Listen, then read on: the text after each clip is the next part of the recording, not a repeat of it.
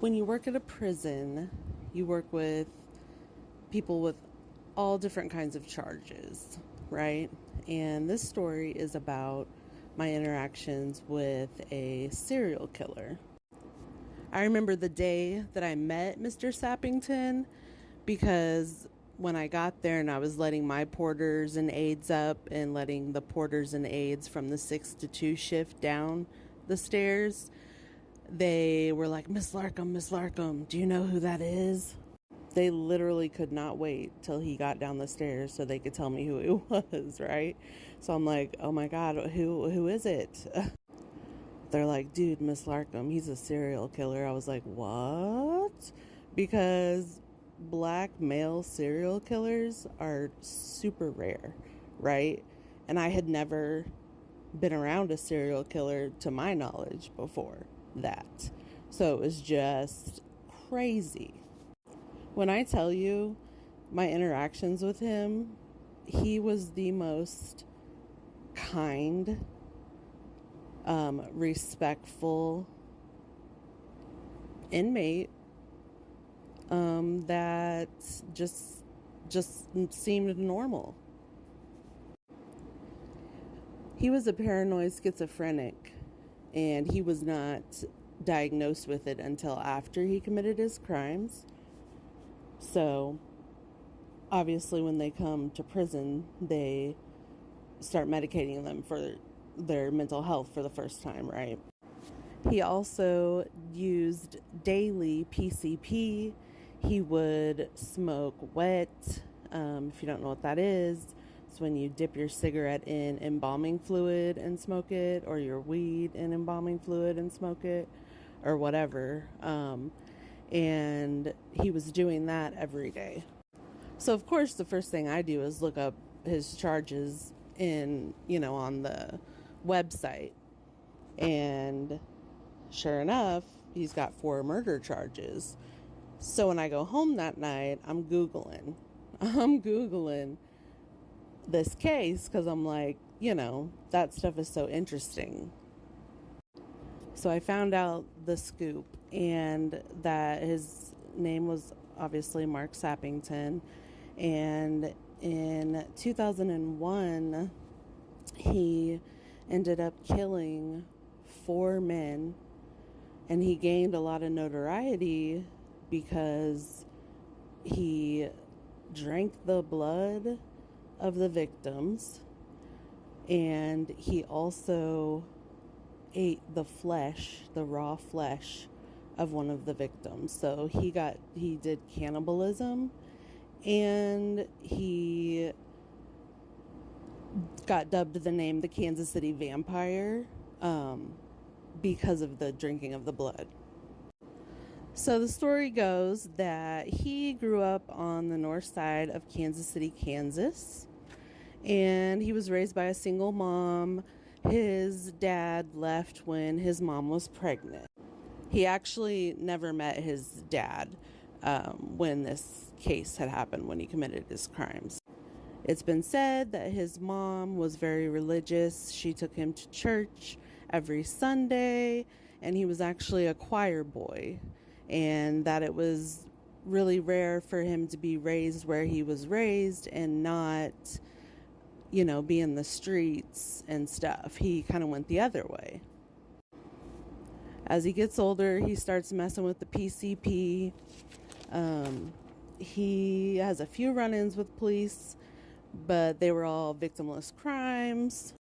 He ends up meeting this guy named Armando Gayton, and he's kind of like a wannabe thug, right?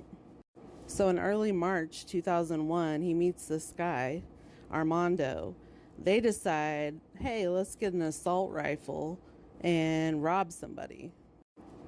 They came across the victim, who ended up being the victim, David Mashak.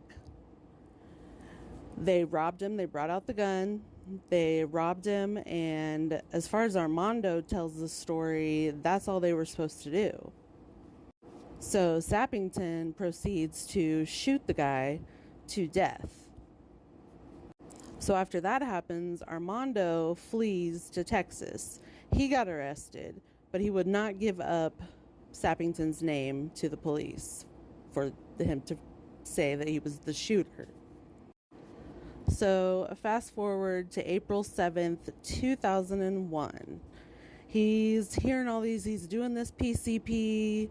He is paranoid schizophrenic, undiagnosed, untreated, and he's hearing voices telling him to kill or he will be killed.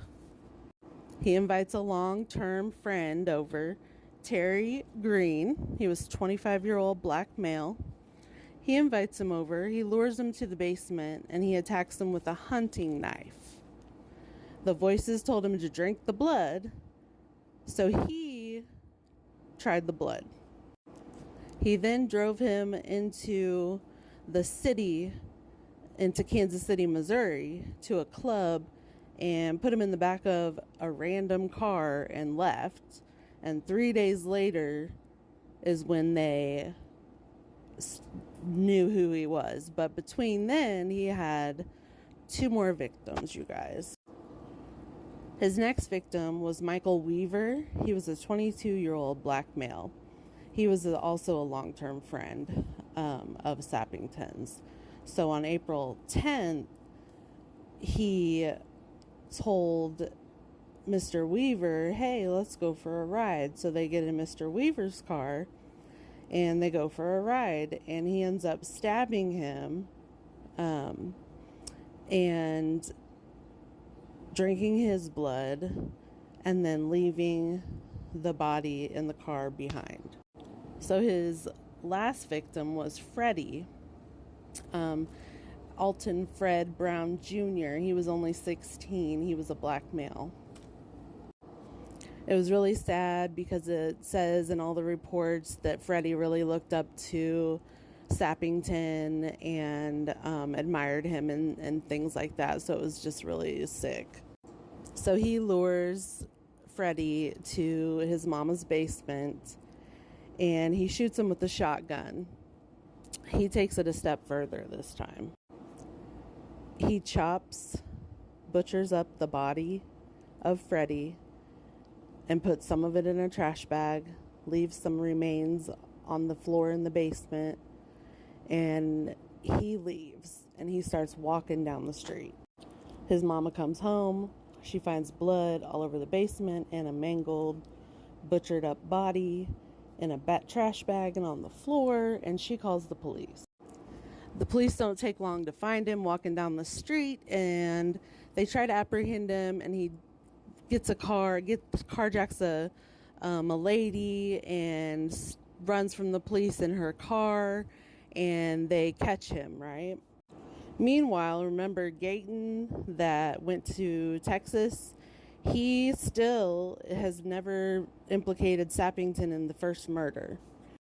So the police come to him and they're like, look, he just killed 3 men, you know what I'm saying? And so Gayton finally was like, okay, yes, it was him who shot, the first man, David. So on June 23rd, 2004, Sappington was convicted of murdering Terry Green, Michael Weaver Jr., and Alton Fred Brown Jr. December 10th, 2004, he was convicted of attempted aggravated robbery.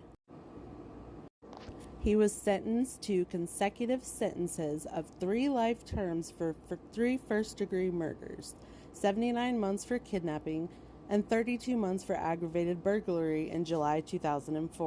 Also sentenced to life imprisonment without parole eligibility for 20 years for first-degree felony murder, plus a consecutive term of 130 months imprisonment for attempted aggravated robbery in September of 2004.